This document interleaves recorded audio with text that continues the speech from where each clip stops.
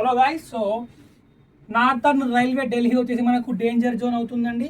Western railway Mumbai danger zone అయిపోతుంది. తర్వాత central railway Mumbai కూడా మనకు డేంజర్ జోన్ అయిపోతుంది. తర్వాత నార్త్ ఈస్ట్ ఫ్రంటియర్ గవాతి కూడా సేఫ్ జోన్ అవుతుందండి. తర్వాత బిలాస్పూర్ సేఫ్. తర్వాత జబల్పూర్ బార్డర్ లైన్ అంటే ఆల్మోస్ట్ మనకు సేఫ్. తర్వాత మెట్రో కోల్కతా కూడా రిస్కీ జోన్ అవుతుందండి. గోరఖ్పూర్ వచ్చేసి డేంజర్ జోన్. సిమిలర్గా ప్రయాగ్రాజ్ డేంజర్ జోన్. చెన్నై కండిషనల్గా ఆల్మోస్ట్ మోడరేట్గా సేఫ్ అనుకోవచ్చు. సికింద్రాబాద్ కూడా మనకు మోడరేట్గా సేఫ్ అండి. హాజీపూర్ డేంజర్ జోన్ అయిపోతుంది. జైపూర్ డేంజర్ జోన్ అయిపోతుంది. Kolkata danger zone. తర్వాత భువనేశ్వర్ రిస్కీ జోన్.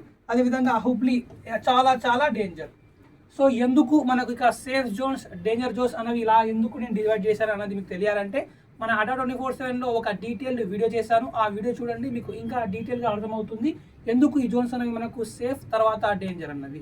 సో ఎవరైతే ఆర్ఆర్బీ గ్రూప్ డి ప్రిపేర్ అవ్వాలనుకున్నారో వాళ్ళ కోసం మన అడ్డా 24/7 బ్యాచ్ని అయితే లాంచ్ చేసింది. బ్యాచ్లో ఎన్రోల్ అవ్వాలనుకుంటే ప్లేస్టోర్లోకి వెళ్ళి అడ్డా 24/7 యాప్ని డౌన్లోడ్ చేసుకోండి.